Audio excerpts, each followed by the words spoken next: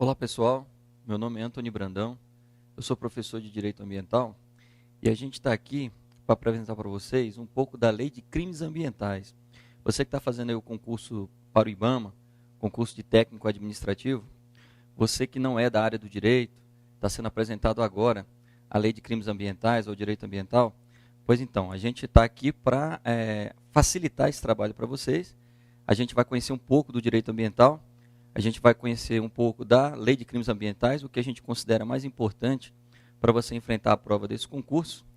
E o direito ambiental é um direito muito tranquilo, é um direito que, inclusive, espero que você se apaixone por ele, que você passe a ser um aliado do direito ambiental e venha aí engrossar as fileiras de quem defende, de quem busca uma sadia qualidade de vida e o equilíbrio ecológico. Tá ok?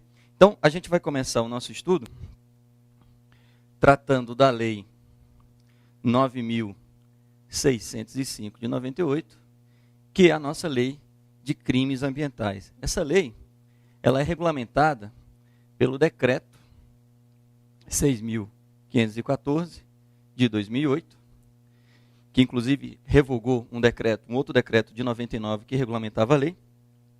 E esse decreto vai regulamentar uma parte da Lei de Crimes Ambientais, a parte que trata das infrações administrativas ambientais. Então, para a gente começar a entender a Lei de Crimes Ambientais, a gente precisa entender a distinção de dois princípios importantíssimos para o direito ambiental e para a Lei de Crimes Ambientais. São os princípios do usuário pagador e do poluidor pagador. E aí eu recomendo a leitura de dois artigos, dois dispositivos legais muito importantes.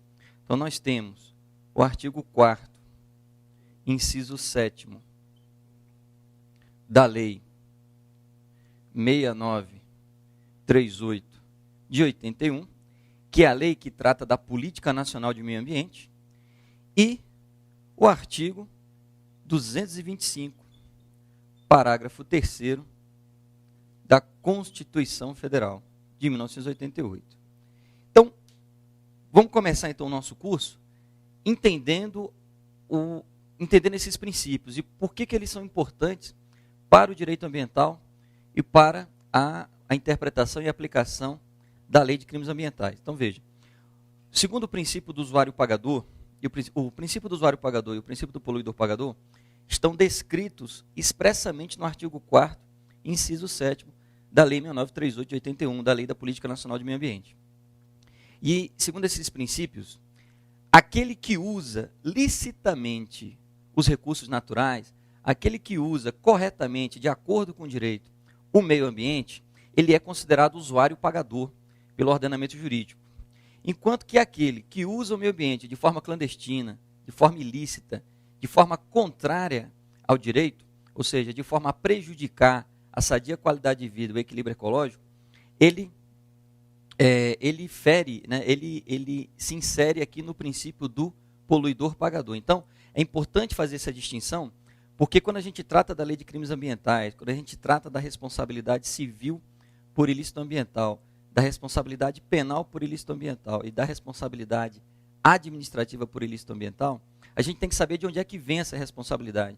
Qual é o princípio, qual é a base que dá o fundamento para a cobrança dessa responsabilidade. E a base é justamente o princípio do poluidor pagador, ou seja, segundo o princípio do poluidor pagador, aquele que causa dano ao meio ambiente, aquele que através de uma atividade ilícita provoca dano ao meio ambiente, ou até mesmo aquele que no início estava numa atividade ilícita, mas depois desrespeita uma licença ambiental ou se desvia de sua conduta, ele passa a exercer uma atividade ilícita, ele está, então, caindo dentro do princípio do poluidor pagador. Então, em resumo, segundo o princípio do poluidor pagador, aquele que causa dano ao meio ambiente responde por esse dano.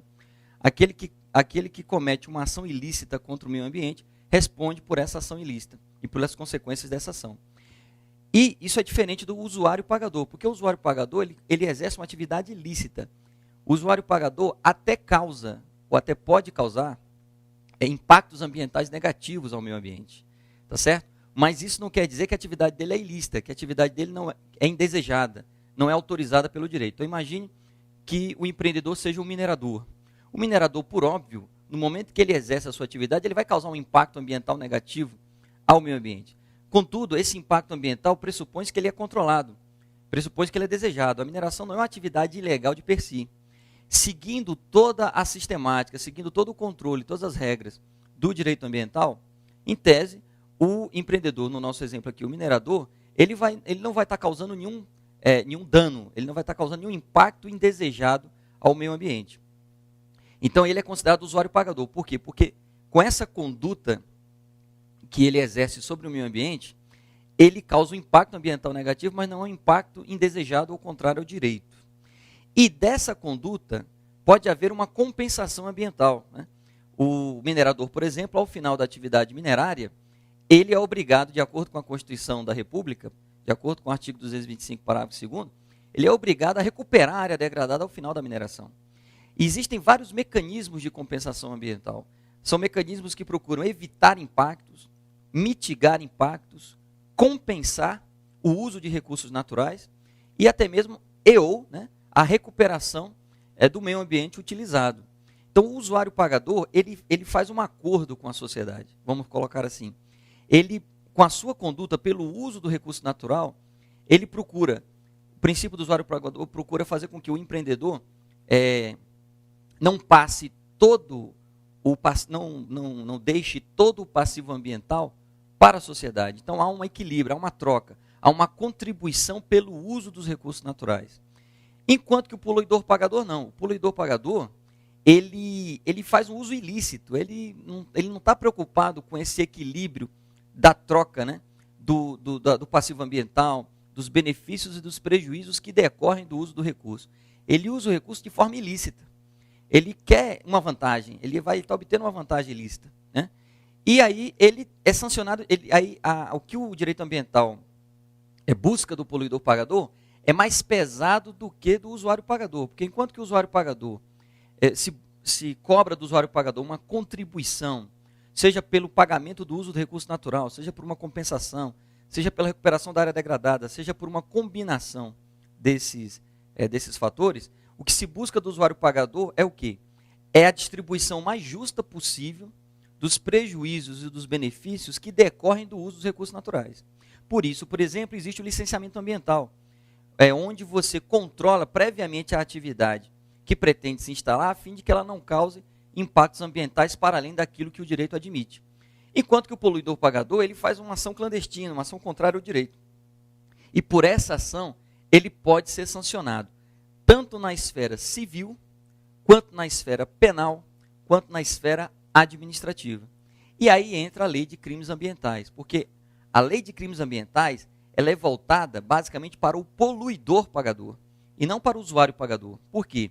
Porque o que se procura na lei de crimes ambientais é a sanção, é a reprovação de um uso ou de uma conduta que é considerada nociva ao meio ambiente. Ok?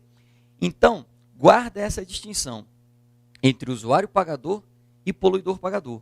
Porque a partir de agora, nós vamos trabalhar em cima do princípio do poluidor pagador, ou seja, do princípio segundo o qual aquele que usa o meio ambiente de forma indevida, de forma contrária ao direito, de forma nociva ao meio ambiente, deve responder por essa conduta, deve responder pelas consequências danosas ou potencialmente danosas dessa conduta, ok? Então agora a gente vai para um segundo momento,